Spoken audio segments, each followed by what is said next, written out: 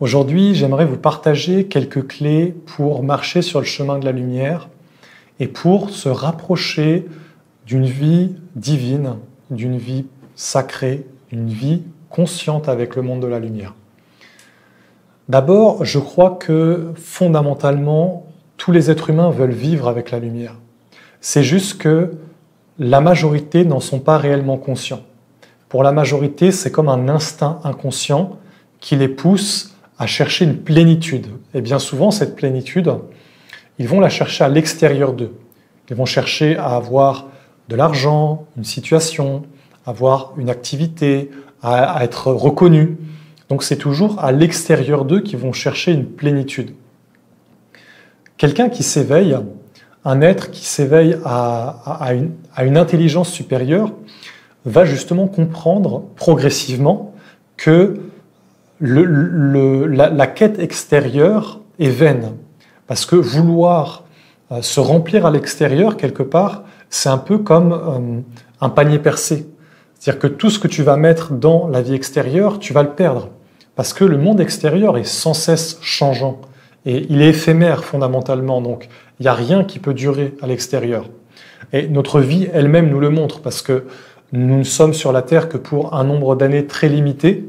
On est sur la Terre pour 60, 70 ans, 80 ans. C'est pas très long en réalité. Donc, quelque part, tout ce qui est extérieur, qu'on peut accumuler, on peut le perdre. Et on va le perdre à l'extérieur. Mais alors, quand tu prends conscience qu'il y a des mondes supérieurs et que, quelque part, l'origine de tout, ce sont ces mondes supérieurs, tu te dis, je veux aller vers ces mondes. Mais comment je fais? Je dois changer de vie, je dois changer de direction parce que dans ma vie, j'ai cherché à l'extérieur, j'ai cherché le savoir à l'extérieur, j'ai cherché la richesse à l'extérieur, j'ai cherché la connaissance, j'ai cherché la reconnaissance, j'ai tout mis à l'extérieur de moi. Alors j'aimerais vous dire justement ce qui est pour moi la clé fondamentale pour tout chercheur de lumière. La clé qui, personnellement, m'a habité depuis, on va dire, mes débuts, depuis ma quête, depuis mon éveil, lorsque j'étais plus jeune, lorsque j'avais 14-15 ans, que j'ai commencé à m'éveiller à ces réalités, j'avais, au fond de moi, je ne le savais pas encore, mais j'avais quelque chose qui me disait qu'il y avait autre chose, mais surtout une attitude particulière qui m'a permis de trouver le chemin de la lumière, mais surtout qui m'a permis de réellement me transformer et de m'approcher des mondes de la lumière.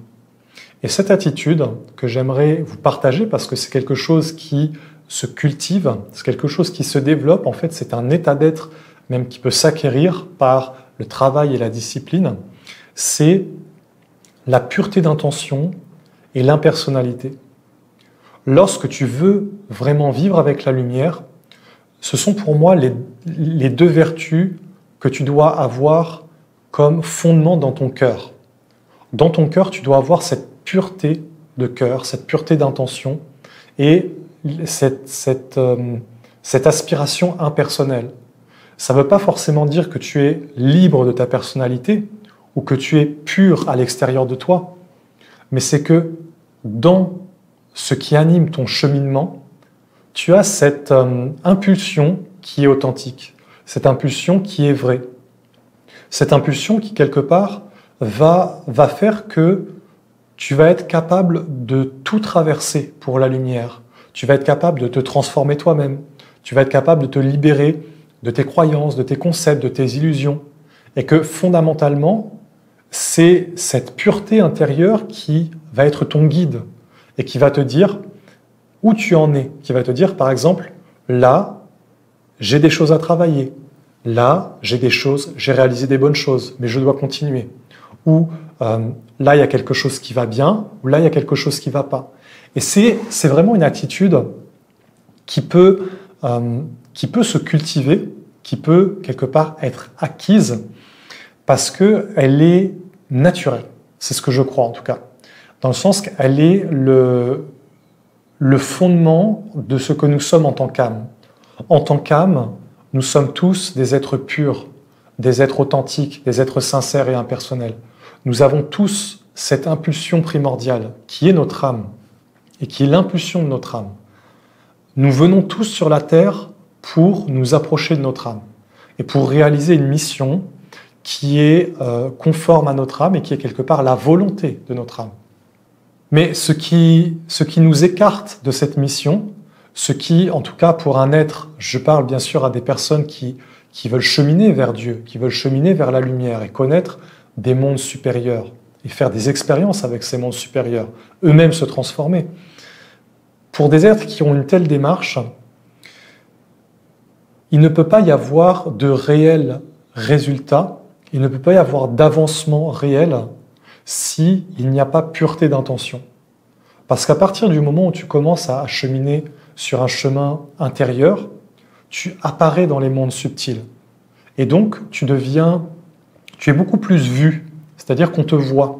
C'est comme si avant on ne te voyait pas, en tout cas les mondes subtils ne te voyaient pas, et quand tu commences une quête intérieure, tu vas mettre en mouvement des forces subtiles et spirituelles qui vont faire que tu vas sortir de la terre et que tu vas apparaître dans d'autres mondes, les mondes invisibles. Parce que peut-être tu vas entrer dans une discipline, tu vas entrer dans une pratique. Donc tu vas être beaucoup plus agissant. Et par l'énergie que tu vas émaner de toi, tu vas apparaître dans les mondes invisibles. Et dans ces mondes invisibles, quelque part, il y a le tout possible, dans le sens que le monde invisible n'est pas forcément entièrement lumineux. D'ailleurs, je dirais qu'il est très peu lumineux. Mais le monde invisible, il est l'ensemble de tout ce qui peut exister. C'est-à-dire qu'il y a les mauvais esprits, il y a les esprits lumineux, mais qui sont de la fausse lumière, et il y a la vraie lumière. Donc il y a un peu tout, c'est-à-dire qu'il y a le destructeur, il y a le mensonge, l'illusion, et il y a le vrai. Mais tout cela est un peu mélangé. Et quand tu vas d'ailleurs sur un chemin d'éveil spirituel, dans une quête intérieure, tu vas rencontrer ce mélange. Et peut-être tu vas être perdu à un moment donné parce que tu ne vas pas savoir qu'est-ce qui est vrai, qu'est-ce qui est faux. Dans un enseignement, dans des croyances, dans des connaissances ésotériques. Tu ne vas pas forcément savoir qu'est-ce qui est vrai, qu'est-ce qui est faux. Pourquoi ? Parce qu'il y a tous ces mondes-là. Il y a le vrai, il y a le mensonge et il y a le côté de la destruction. Mais bien sûr, si tu vas sur le chemin de l'éveil, tu vas plus être amené à rencontrer le côté lumineux, mais même l'illusion de lumière. Et ça, c'est très important de le savoir. Pourquoi ? Parce que quand je parle de développer cette attitude intérieure de pureté et d'impersonnalité, c'est comme une protection qui va faire que toujours il y a des esprits qui vont te parler et te dire ce qui est du mensonge, de l'illusion et ce qui est de la vérité. C'est cette pureté intérieure qui va te conduire vers la vérité. C'est cette impersonnalité dans ta quête, cette authenticité d'avoir une quête vraie, c'est-à-dire d'être prêt à être désillusionné, d'être prêt à mourir à sa personnalité, d'être prêt à abandonner toutes ses croyances, d'être prêt quelque part à changer de vie et à refaire tout en partant de zéro.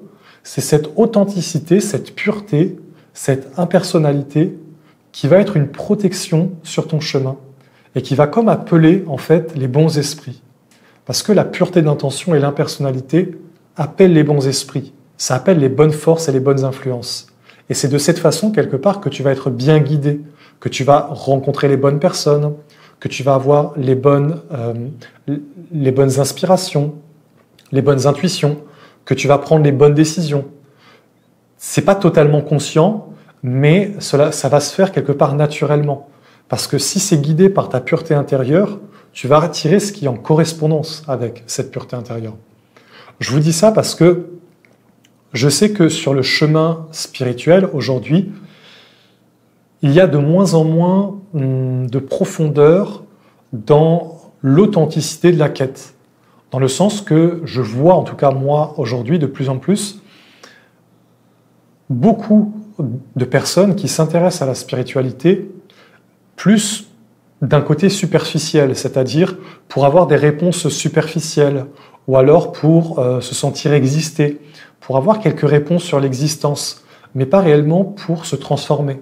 Et en réalité, le chemin le vrai chemin spirituel, une spiritualité authentique, c'est-à-dire une vraie tradition, c'est un chemin de transformation. C'est un chemin à la fois de désillusion, mais aussi un chemin qui va te conduire vers la lumière, vers l'illumination.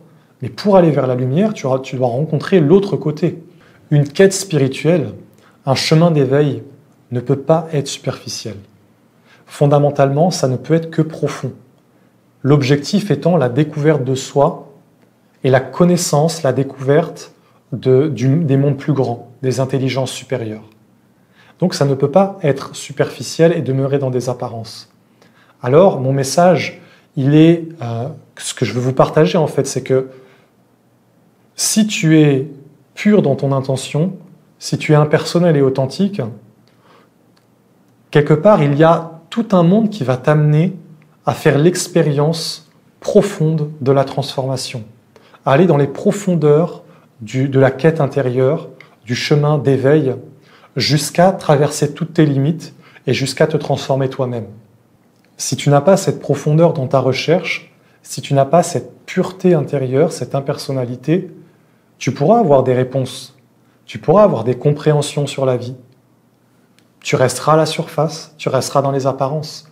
Et en cela, tu n'auras pas acquis quelque chose. Tu auras été comme un matérialiste de la spiritualité, c'est-à-dire de vouloir acquérir à l'extérieur, de vouloir amasser un savoir, une connaissance, de vouloir améliorer sa vie matérielle, parce que, soyons honnêtes, aujourd'hui la spiritualité c'est énormément de vouloir améliorer sa vie matérielle. Mais le vrai chemin spirituel n'a pas pour but d'améliorer la vie matérielle. Je ne dis pas que ce n'est pas permis ou que ce n'est pas autorisé ou que ça ne peut même pas y contribuer. C'est d'ailleurs l'inverse, parce que ça améliore la vie, même matériellement. Mais ce n'est en aucun cas le but. Le chemin initiatique intérieur, la quête de la connaissance des mondes supérieurs et divins, n'est pas la matière, n'est pas le bien-être du corps.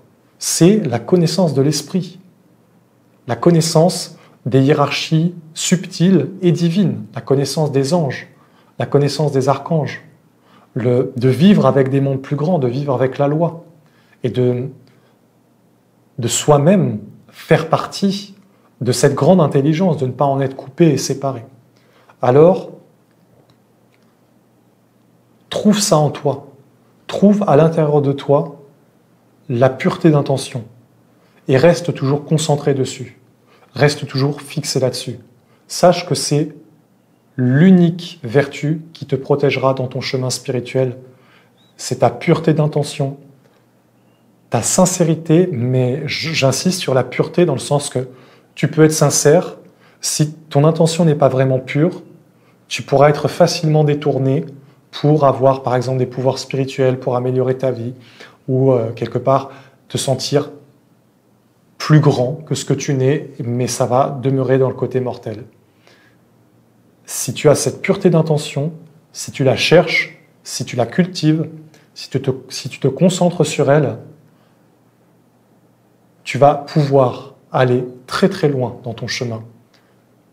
Cette intention pure te conduira à la découverte des mystères de la vie, des mystères plus profonds.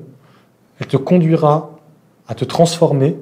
Elle te montrera que tu es un être qui n'est pas encore né et que le travail, que tout est à faire dans ta vie, c'est-à-dire qu'il y a un travail immense à réaliser, et c'est ce que aujourd'hui la majorité des êtres humains qui sont sur un chemin spirituel n'arrivent pas à accepter qu'il y ait une quantité de travail à faire sur soi qui soit énorme. Pourquoi ? Parce qu'on revient de loin.